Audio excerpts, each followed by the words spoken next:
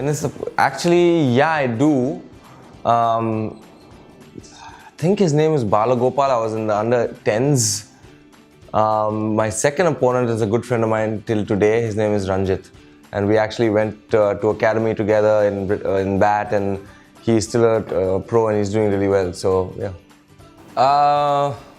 I quit pro tennis, I guess, because I felt like I wasn't as passionate as I used to be about the sport, and I felt like I was really interested in a lot of new things. So it felt like a good time to move on. So I'm a co-founder of Life is a Ball, and what we do at Life is a Ball is we try to provide free sports programs for as many kids as possible through government and government-aided schools. So we actually go to schools where there is a playground and there aren't any PT teachers or aren't any facilities or aren't any structures, and we put all of those things in and we allow kids to just play sport and hopefully grow a little bit from it. Sports is a very practical thing, so I feel like you have a lot of choices as a kid when you're playing sport, whether you should cheat or not during training, whether you should touch the line or not, whether sometimes as a kid you get bullied in an academy, sometimes you join the bullying, so through sport you just cut out all of that crap, and there's a very clear right and wrong. There's a very clear sense of are you cheating someone, are you not cheating, are you playing fair, are you not, are you fouling someone a lot, or are you taking advantage of weaker players, are you being mean on the pitch. And these things come out in sport. So we don't know when the big day is yet, but we know it's going to be early next year, so early 2019. So we're very happy, we're very committed, excited, to see what's in store. How did we meet? We met in an elevator at the Hyatt, actually, during the Chennai Open. She didn't know I played tennis, and so I had to work harder, but that's fine, and I guess, as they say, the rest is history. A little bit of a romantic story there, I guess. I took her back to the exact same spot in the elevator where we met and proposed. Yeah.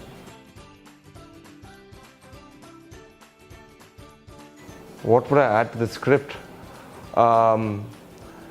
I would add that apart from just winning, there's a lot more to the story that was won through the journey of all of that.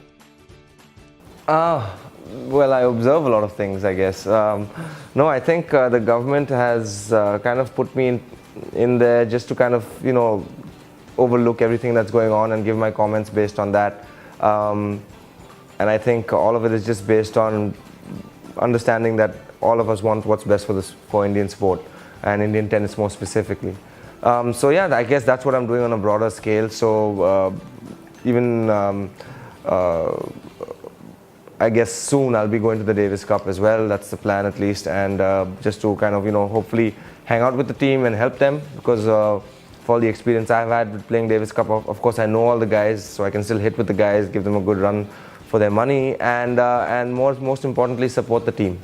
So whatever it takes for the team to win, whether it's sometimes to calm everyone down, sometimes it's to amp everyone up, or anything else, whatever the captain needs, whatever the players need, I'm there for them. So I can keep it with my parents. So both the scroll as well as the main medal, keep it with my parents, because it's just a lot safer with them than it is with me, probably.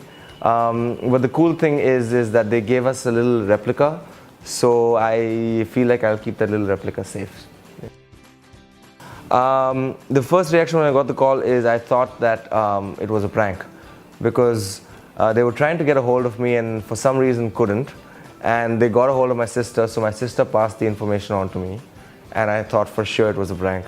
But then, about 30 minutes after that, I realized that, this stuff was going on, and my dad happened to be with me at the time, and he was very happy, so that was pretty cool as well.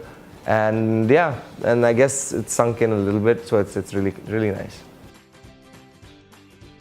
The craziest prank, This guy really wants attention.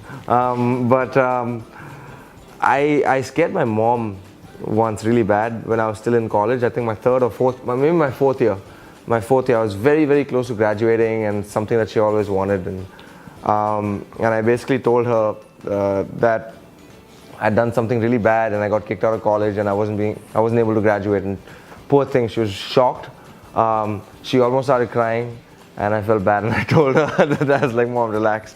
I didn't let her like sit through that for 10 minutes, and yeah, so that's a pretty mean prank.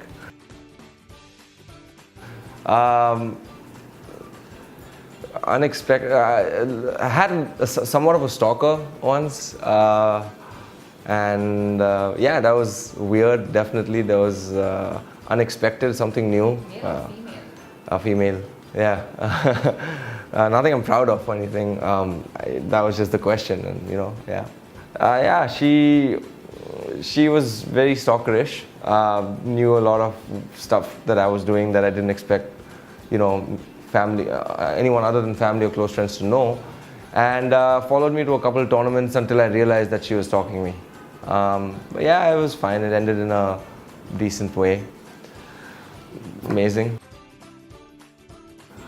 Win. Relief. Yeah. Bob Marley. The need of the hour for Indian sport is for every kid out there in India who wants to play sport. He or she should be encouraged to play. That's the need of the hour.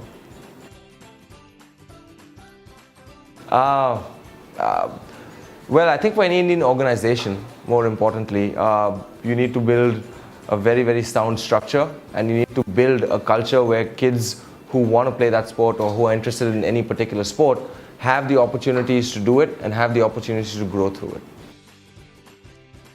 I actually ride the bike everywhere, my cycle all over Chennai.